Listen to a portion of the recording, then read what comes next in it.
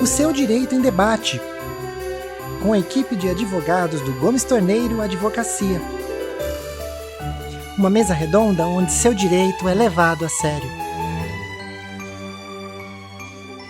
Eu sou Maura Âmbar e este é o programa Seu Direito em Debate. Esse é um espaço que, acima de tudo, busca esclarecer suas dúvidas sobre assuntos judiciários. Então, não deixe de enviar suas dúvidas para o e-mail contato@gomestorneiro.com.br ou para o WhatsApp 19 987 53 4040. Lembre-se sempre de escrever na frente que é para o programa Seu Direito em Debate. Hoje, na nossa mesa de debates, temos a advogada Natália Gomes Lopes, que é previdenciarista e trabalhista, e também contamos com a presença do consultor jurídico Reginaldo Ramalho. Peço que deem as boas-vindas aos nossos ouvintes, pessoal. Natália, por favor. Olá, pessoal. Um prazer imenso fazer parte de mais essa oportunidade de conversar com os nossos ouvintes, responder dúvidas, que é super importante. Então, vamos lá. Obrigada, Natália. Reginaldo, por favor. Olá, que prazer estar com vocês, Natália, Maura, para mais este dia conversarmos sobre direito, sobre aquilo que nós trabalhamos todos os dias, aquilo que nós gostamos de fazer. É sempre um prazer estar com vocês. Sejam todos muito bem-vindos. Obrigado, Reginaldo. Obrigado, Natália. E a nossa equipe levantou algumas dúvidas de clientes e não poderíamos começar com outra pergunta. É a do Francisco. Meu nome é Francisco, entrei com um processo contra a firma que fui demitido. Queria entender por que o processo jurídico demora tanto. Meu advogado falou que é assim mesmo. Já foi mais de um ano de espera e não tá fácil de arrumar outro emprego para ganhar igual eu ganhava, não. Francisco, com certeza essa é a realidade de muita gente. Vamos ver o que a nossa equipe de especialistas tem a dizer sobre essa pergunta que todo mundo faz. Por que demora tanto um processo trabalhista? Mesmo com essa demora, vale a pena o empregado exigir seus direitos? Natália, Reginaldo? Pois é, Francisca. E olha, eu vou até além. Não é só esse medo que a gente tem com relação à demora, mas também tem muita gente preocupada com o fato de, será que se eu entrar com processo trabalhista vai me prejudicar para conseguir um outro emprego? Será que eles vão achar meu nome em algum lugar? Será que isso vai me prejudicar em alguma entrevista? E muita gente deixa de entrar com processo trabalhista por conta desse medo também. Então eu vou aproveitar para tratar desses dois assuntos que têm muita ligação. Com relação à demora, judiciário sucateado não é novidade para ninguém, né? Então, lógico que a gente está falando já de uma abrangência nacional. Aqui na nossa região metropolitana de Campinas, nos encontramos cidades onde temos vara trabalhista com um juiz ou uma juíza só, que cuida de milhares de processos. E temos cidade como a própria Campinas, que são 12 varas, onde tem 12 juízes, que, apesar da imensa quantidade de processos, bem ou mal, tem uma quantidade maior de juízes. A proporção acaba sendo muito parecida, mas essa situação, diante desse Brasil enorme, infelizmente, é muito comum de se encontrar. Então, a demora tem essa questão do judiciário estar sucateado, o judiciário, infelizmente, não conta com a quantidade de funcionários que deveria contar, e os poucos que estão trabalhando estão se matando para conseguir entregar aquilo que podem em termos de agilidade, mas já tivemos um ganho, né? Se a gente olhar aí para, acho que foi 2013, né, Reginaldo, que a gente passou para eletrônico, o processo eletrônico, né? Antes disso, acho que ainda era papel. Então, com certeza, a gente teve um ganho de agilidade muito significativo com relação a isso, só de ter passado para eletrônico e não mais papel. Mas, processo sim demora, mas eu não posso também deixar de dizer que precisamos sempre ficar atentos ao andamento do processo. Eu acho que quando você entra com um processo trabalhista, é super importante você ser informado do número do processo. Você pode acessar o site do fórum e acompanhando todos os andamentos do seu processo também, fora, lógico, todas as informações que seu advogado deve passar para você sobre o andamento. E muitas vezes nós percebemos que o processo está há muito tempo parado em certa situação, por exemplo, para dar um despacho, que nada mais é do que uma decisão do juiz, ou uma sentença, que é uma decisão mais importante, né, que é a decisão sobre o processo inteiro. Então, o que a gente costuma até utilizar aqui no Gomes Torneiro Advocacia é um sistema que avisa a gente quando o processo está parado há mais de 3 meses. Porque com milhares de processos, realmente fica muito complicado a gente acompanhar cada um deles. Mas nós somos avisados através do sistema que o processo está parado há mais de 3 meses e nós tomamos providências. Então, nós literalmente vamos conversar no fórum, conversamos com o juiz, vamos ver o que é possível fazer. Tem outras situações delicadas que fazem com que o processo também demore muito, como, por exemplo, uma empresa que entra em processo de falência, recuperação judicial. Isso vai dificultar muito o recebimento desse processo, e isso acaba arrastando o mesmo processo por mais tempo. Agora, deixar de entrar com o processo por conta da demora, de jeito nenhum. Seu direito está ali. Bom, então quem for entrar já pode pensar que tem um mínimo de quanto tempo para ter retorno? É difícil dizer isso porque eu já tive processo que a gente finalizou em menos de 1 mês. Porque a empresa recebeu a intimação e nos contactou para fechar um acordo antes da audiência. Então, isso acontece. Então, vamos tratar de um processo que não feche um acordo e vá para pelo menos um recurso. A gente está falando em torno de 1 ano e meio, mais ou menos, a 2 anos em média. Eu pergunto até para aquele sentido, né, da pessoa não contar com o dinheiro antes da hora, Não, por exemplo, pelo amor né? de Deus, não. Por mais que a gente esteja vivendo num momento muito delicado e isso gere ansiedade, com certeza, mas fazer planos com dinheiro de processo trabalhista, jamais. Por mais que pareça muito tentador, porque lá quando eu falei que a gente deve acompanhar o processo, tem o valor da causa. E o valor da causa é nada mais do que toda a soma dos pedidos que a gente fez no processo. E é muito difícil a gente ganhar 100% dos pedidos, demanda várias provas, demanda várias situações em que muitas vezes a gente ganha 80%, por exemplo, não vai vir aquele valor todo que foi pedido. Então, fazer planos em cima desse dinheiro, não só do montante em si, quanto o recebimento dele é complicado.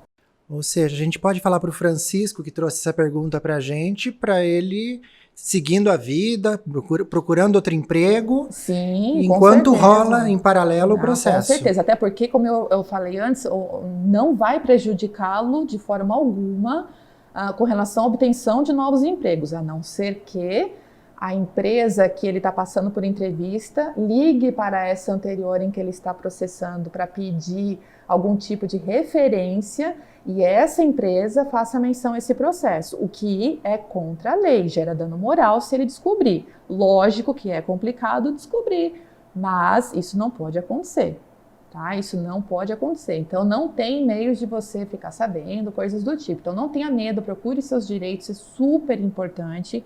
E, lógico, vai levando a vida, vai trabalhando. O mercado de trabalho está difícil de qualquer forma, né? Independente do processo, ter entrado com processo ou não, vai enfrentar uma dificuldade, infelizmente, não está fácil. E, Reginaldo, eu soube que tem um prazo para você dar entrada nesse processo que não pode ultrapassar esse prazo. Quanto tempo que é? O trabalhador foi demitido, tem que entrar até quanto tempo?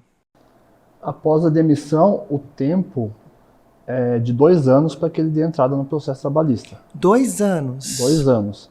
E esse processo, a partir do momento que ele der a entrada, ele vai abranger os últimos 5 anos, caso ele tenha trabalhado 5. Então, todo o cuidado com o tempo é pouco e muito importante que ele esteja atento a isso. E pensando da maneira oposta, acabei de ser demitida da empresa tal, já posso ir até um advogado trabalhista para agilizar essa entrada? Não só pode, como deve, né? É sempre bom que você esteja assessorado por um advogado que vai conferir as verbas trabalhistas que você recebeu, ver se porventura existe algum direito que você deixou de receber enquanto trabalhava. Sempre ter uma assessoria jurídica é muito importante nesse momento.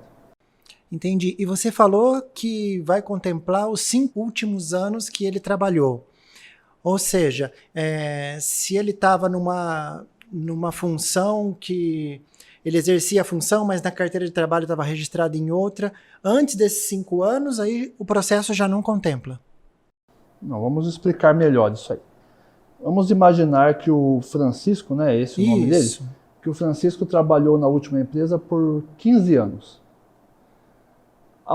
Quando ele der entrada no processo trabalhista, não serão abrangidas todas as verbas de todos os 15 anos, mas sim dos últimos 5 anos que ele trabalhou. As irregularidades antes desses 5 anos caducaram, é essa a expressão que usa? Pode ser usada essa expressão caducado. Agora o que acontece? Conforme vai passando o tempo, como ele tem 2 anos para entrar com essa ação trabalhista, para reivindicar os direitos que porventura ele deixou de lado ou não recebeu, sei lá, como ele tem esses 2 anos, quanto mais ele demora, menos tempo ele tem de direito. Já que ele tinha 5 anos, se passou 1 ano desses 2, ele já tem 4. Então vai diminuindo conforme o tempo passa. É uma coisa meio complicada de se explicar assim no susto para quem não é do direito, mas é sempre bom ficar atento para que isso não ocorra. Porque quanto mais a pessoa demora, mais ele perde direitos. Ou seja, se o Francisco demorar o tempo limite, que é de 2 anos para dar entrada no processo, ele vai ter direito aos últimos 3 anos de irregularidades. Exatamente isso. Você conseguiu explicar muito melhor do que eu e você tem muito futuro na área jurídica. Obrigada. Vou pensar no caso. Só lembrando, Maura, que se por um acaso algum dos nossos ouvintes estiver numa situação de 2 anos e pouquinho, vale a pena procurar um advogado, porque nós temos o que a gente chama de projeção do aviso prévio. Exatamente. Então, se por um acaso eu tive uma certa quantidade de tempo trabalhado, eu vou ter 2 anos e 1 mês, 2 anos e mais algumas semanas, 2 anos. Então, chega até 90 dias, né? Isso. Então, eu tenho um a mais nesses 2 anos, porque infelizmente já aconteceu de alguns clientes nos procurarem com 2 anos e 4 meses. E aí não dava, infelizmente, mais para entrar com a ação. Mas, se for menos do que isso, acho que vale a pena dar uma consultada no advogado, no especialista, para que tenha certeza que realmente já passou o prazo necessário. Eu acredito que a lição que fica sempre, não é, Natália, é que para o cliente não chegar à conclusão sozinho. Sempre, né? Com certeza. Procura o advogado, porque muitas vezes ele chega com uma reclamação no advogado trabalhista. Sim. E o advogado, com a experiência que tem, faz perguntas importantes para ele, né?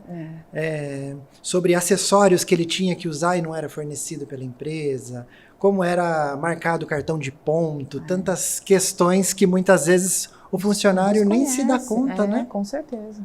E em relação ao período de duração do processo, que você mencionou no começo, é muito importante que a pessoa que entrou com uma ação na Justiça do Trabalho, com uma reclamação trabalhista, que ela não compare o processo dela com o processo do colega da empresa.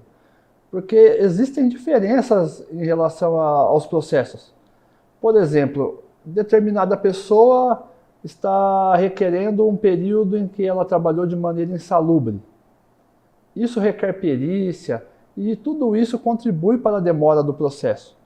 De repente, o processo do Francisco é apenas para buscar horas extras. Uma coisa que a gente vai demonstrar avaliando os cartões de pontos, olerites. Então, isso demanda uma demora bem menor do que a daquele que vai precisar de perícia, investigação muito mais aprofundada. Então, não se baseie pelo processo do seu colega de trabalho, pelo seu vizinho. A gente ouve muito isso aqui todo dia, né? O meu colega entrou com o processo faz tanto tempo, já recebeu, já acabou o processo e o meu ainda não teve nem audiência. São processos diferentes, situações diferentes, juízes diferentes, né?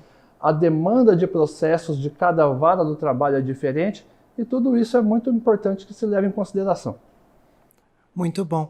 Bom, então um resumo para o Francisco em média, de 1 ano e meio para frente, é a demora que acontece, uma demora normal de um processo trabalhista, né? Uhum. Então, outra coisa, Francisco, agiliza. Qualquer dúvida, precisando de informação, você pode entrar em contato aqui com o Gomes Torneiro, tá bom?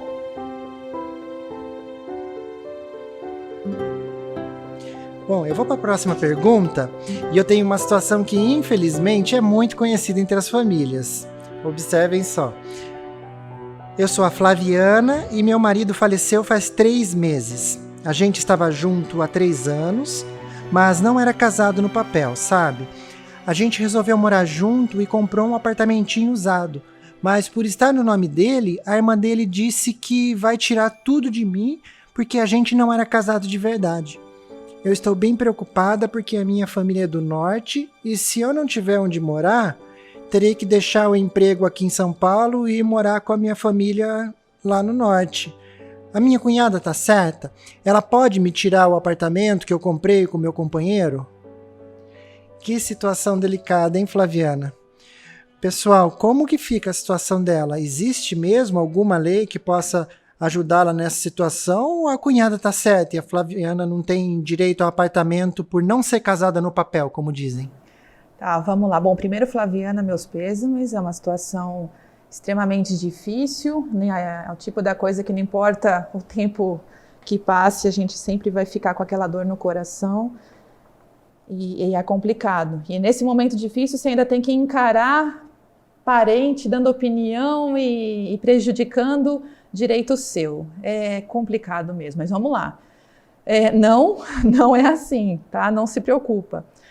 Na verdade, o que você viveu nada mais é do que uma união estável. A gente comumente ouve falar como um casamento, porque juridicamente é como se fosse um casamento, é como se você tivesse de fato casado, de papel passado, que nem a gente fala. E hoje em dia a gente pode simplesmente ir num cartório e fazer uma declaração de união estável, inclusive uma declaração retroativa, caso o seu marido ainda estivesse vivo, isso seria possível, fazer uma declaração retroativa. Mas vamos focar no seu caso, onde não existe mais o companheiro e o que eu posso fazer? Você vai ter que entrar com um pedido judicial para reconhecer essa união estável. E o que você vai utilizar para comprovar que você de fato estava morando junto como se fosse casada é tudo aquilo que demonstra essa convivência em comum. Então, a gente utiliza muito, por exemplo, comprovantes de residência no nome dos dois, no mesmo endereço, mostrando que aí, no caso do apartamento que vocês moravam. Não sei se vocês pagaram à vista ou fizeram financiamento, se o teu nome entrou como ajuda nesse financiamento, se o teu FGTS entrou no financiamento, mas também, ou no seguro, mas também ajuda muito para comprovar que você estava junto com ele, morando com ele, ajudando economicamente, mutuamente. Para você ter uma ideia, a gente já utilizou carnê das Casas Bahia, compras em comum, fotos, lógico, depoimento de testemunhas, vizinhos e amigos que viajaram junto com vocês, viviam com vocês, então isso é muito comum. Enfim, a possibilidade de prova é muito vasta aqui, mas o foco principal é demonstrar para o juiz que, de fato, vocês viveram juntos por 3 anos, então um tempo muito relevante, inclusive. Então, não importa no nome de quem ficou o apartamento, o que importa é que você era como se estivesse casada com ele, e a união estável, o regime jurídico é da parcial de bens. Então, a partir do momento que vocês estavam juntos, tudo que foi adquirido é comum, é dos dois. Então, realmente, pelo que eu entendi na sua pergunta, vocês não tinham filhos, então, realmente, a divisão dos bens vai ocorrer apenas e tão somente para você. Tá? Então, foca nisso, o processo que você vai entrar é um processo declaratório, é contra os herdeiros, tá? Então você vai verificar se, no caso, teu marido tinha pai e mãe vivo, enfim, vai ter que verificar certinho essas situações com mais detalhes, que não tem na sua pergunta, mas, por favor, providencie isso, porque é de suma importância que se reconheça essa união estável. Aproveitando, não deixe também de apurar o seu direito à pensão por morte.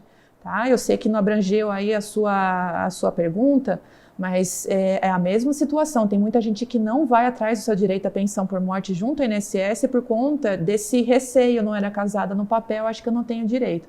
Tem sim. A sistemática de prova é a mesma do judicial. Então, eu vou no INSS e vou apresentar exatamente as mesmas provas. Se você quiser, você pode declarar sua união estável judicialmente, aproveitar esse título executivo que você conseguiu, esse título judicial, e levar para o INSS, que vai ter a prova de que vocês eram como se fossem casados, e vai ter direito a essa pensão por morte. Nossa, que boa notícia, Natália. Então, além dela ter direito ao apartamento, que era de uso comum deles, né? Ela ainda pode ter direito à pensão por morte, que é um benefício do INSS. Sim, e vou além. É muito comum, pegando o gancho da pensão por morte, e eu não sei a idade da Flaviana, mas não importa a idade, ela tem uma vida inteira pela frente, pode conhecer outra pessoa e pode querer casar, pode querer morar junto, pode querer fazer o que ela quiser. Não se preocupe em casar novamente, ela não vai perder essa pensão por morte. Tá? Então ela pode conseguir essa pensão por morte, ela pode tocar a vida do jeito que ela quiser, e caso venha conhecer uma outra pessoa e queira casar judicialmente, papel passado, tudo legalmente falando, fica tranquila que não vai perder o direito à pensão por morte que ela já recebe. Muito interessante. Reginaldo, você quer complementar alguma coisa? É interessante como o direito ele evolui, ele vai se modificando com o passar dos tempos, acompanhando a evolução da sociedade. Esse é um caso bem típico disso, né? Porque até um tempo atrás esse direito não era legalmente reconhecido e quando era, tinha muita dificuldade para que isso ocorresse, né? Hoje não, hoje o direito ele preza pela comunhão. Existia comunhão entre as pessoas? Sim, existia uma comunhão de vida, uma comunhão de amor e de afeto. Isso era público, tinha notoriedade. As pessoas viam a Flaviana e o seu marido como um casal de fato. É isso que importa para o direito. O direito já não está mais fechado dentro de uma caixinha como era até um tempo atrás. Ele está acompanhando a evolução da sociedade, está acompanhando as modificações que vêm sendo feitas com o passar dos anos e cada dia mais as pessoas têm o seu direito reconhecido. Isso é ótimo para todo mundo. Ainda mais em tempos de rede social, fica bem fácil de provar através de um print da própria rede social a relação do casal, por exemplo? Isso, exatamente. Quantas pessoas a gente conhece da vida toda da gente como um casal e a gente não tem ideia se é casado de verdade, com registro em cartório ou não. A gente tem essa experiência na vida da gente, não tem? A gente tem aquele vizinho lá que desde criança a gente vê o casalzinho junto ali. Para nós eles são casados. Agora vem alguém e diz, não, eles não têm um papel que diz que eles são casados. Porque tem gente que faz questão de frisar isso, né? Não é casado, é amaziado. Eu sou amaziado, eu juntei os panos. O direito não está preocupado com esses termos ou com essas coisas todas. Havia uma comunhão de vida? Havia uma comunhão de amor? Uma comunhão de afeto? Então tem direito sim. Maravilha.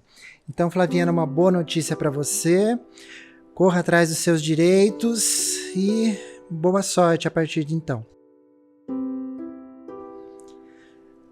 Bom, agora temos uma pergunta que engloba uma categoria que ficou em alta com a pandemia do coronavírus, os entregadores por aplicativo. Então vamos à pergunta. Meu nome é Ronaldo, eu sou motoboy de aplicativo. Esses dias estava estacionado entregando uma pizza numa casa, quando do nada veio uma dona num carrão e arrebentou com a minha moto. Ela era gente boa, disse que estava mandando mensagem no Zap e não viu a moto estacionada. Diz que vai pagar o conserto da moto. Mas uma coisa que eu não sei como fica é quem paga os 20 dias que eu fiquei sem moto. Dei meus corre, né? Emprestei a bike do meu primo, mas o ganho não foi o mesmo de quando eu estava com a moto, não é? Bom, boa pergunta, Ronaldo. Você vê que o Ronaldo, além da parte de consertar a moto, tem a questão dos dias que ele ficou parado, né? Como que fica quando o orçamento da pessoa é prejudicado por um acidente como esse? Natália, Reginaldo, é a dona do carro que paga? É a empresa do aplicativo? Nossa, que situação difícil do Ronaldo, hein? E interessante na pergunta que ele nos mandou, que mesmo sofrendo tudo isso, ele ainda conseguiu a bicicleta e foi trabalhar, né? Você viu que o menino está empenhado, coisa né? Típica de brasileiro, né? Não desiste nunca, né? Não desiste nunca. Ele foi de bike e fez as entregas dele. Bom, pelo que ele nos contou, surgem várias situações dessa pergunta, mas o que a gente vai observar aqui é que ele não se acidentou, não teve nenhuma lesão física, né? Foi simplesmente um prejuízo material.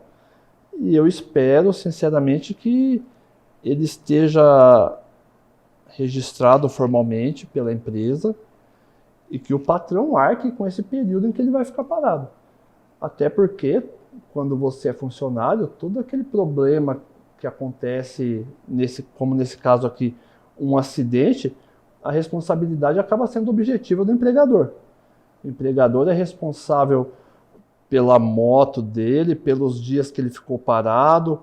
Se ele tivesse se machucado, o empregador seria responsável por isso também, independentemente se existe um registro formal em CLT ou não. Uma vez que ele estava prestando serviço para alguém, o empregador é responsável por ele. Não é isso mesmo, Natália? Inclusive, hoje em dia é muito comum esse tipo de situação, até por conta da grande margem de desemprego que a gente vive no país, muitas pessoas vão optar aí por uma situação, nem que for paliativa e provisória para a vida deles, para ser motoboy de aplicativo, motorista de carro por aplicativo, isso está muito comum. Lógico, existe toda uma problemática, discussão em cima da questão de reconhecimento de vínculo empregatício dessas pessoas. Mas o que é muito comum de se encontrar é que essas empresas que trabalham por aplicativo, essas empregadoras de aplicativo, elas têm um seguro delas que em qualquer tipo de infortúnio ela já, nesse seguro, abrange esse tipo de problema.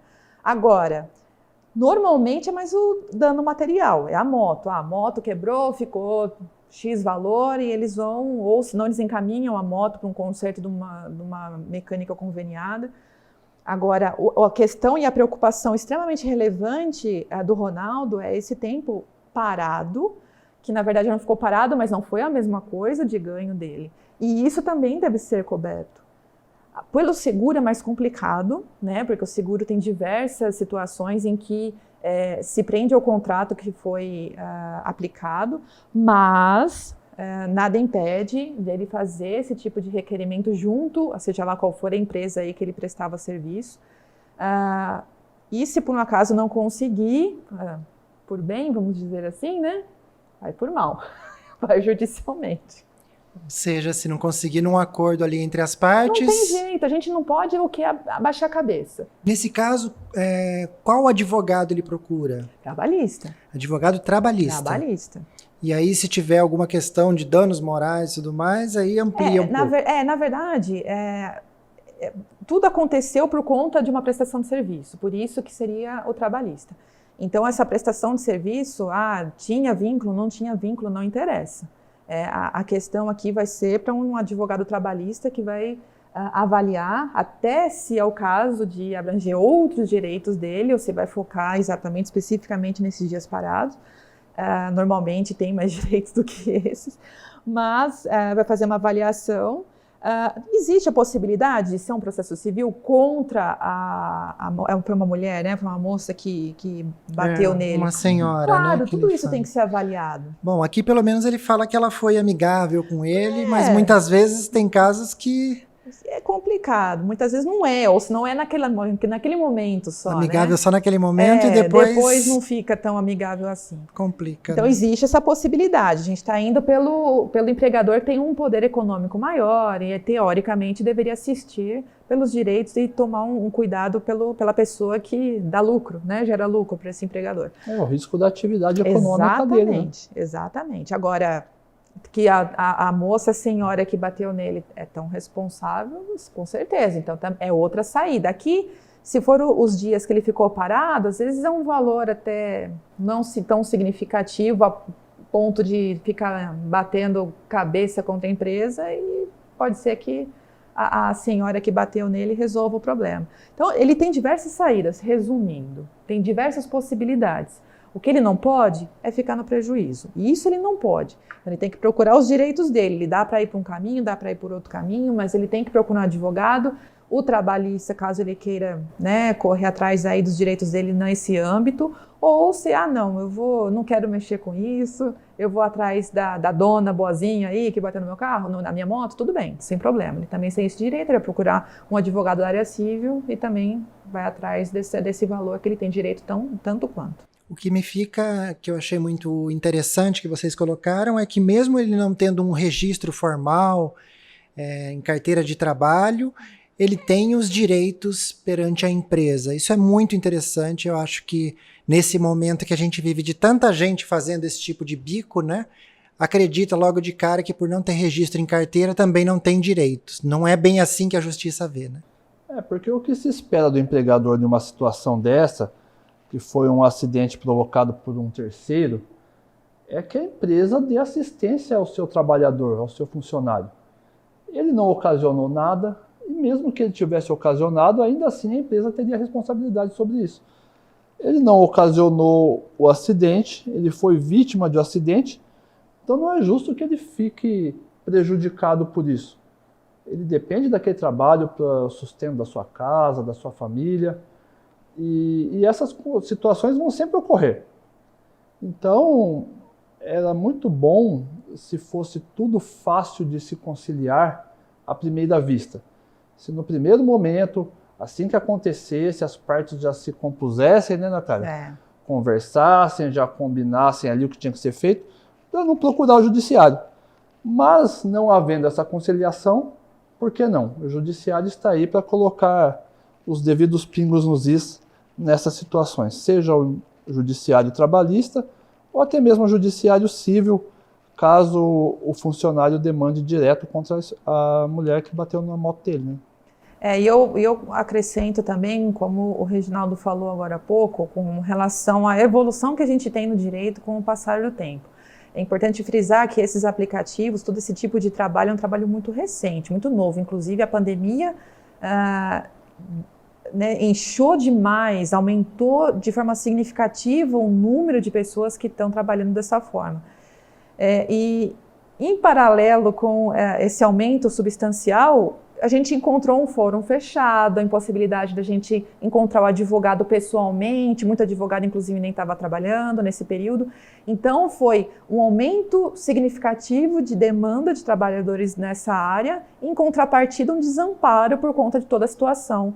Então é complicado porque acho que ainda vai ter muita evolução nesses direitos e inclusive muita facilidade de obtenção de solução para esse tipo de problema. Então, acho que a gente ainda está engatinhando com relação aos direitos dos trabalhadores que envolvem esses aplicativos. Muito bom.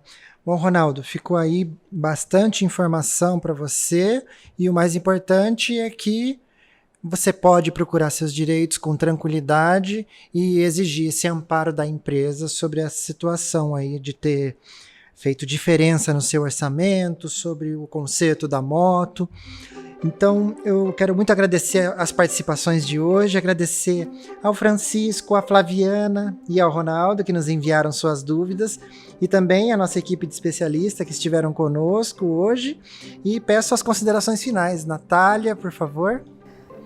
O que fica sempre não desistam, procurem seus direitos,